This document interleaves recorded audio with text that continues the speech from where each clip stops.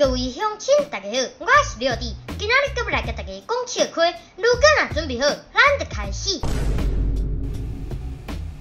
你一定算足久啊哦，搁毋紧去读册。我打较爽呢。2点钟以后。爸爸，我已经读2点钟了，敢会当歇困一下？干嘛呢？我伫遐坐遮久都无看。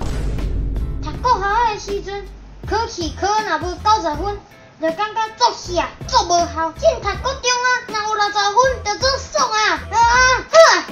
有结果啊！你敢知影华语的本笔台语要安怎讲？白目听人白目，无出来顶高起哈。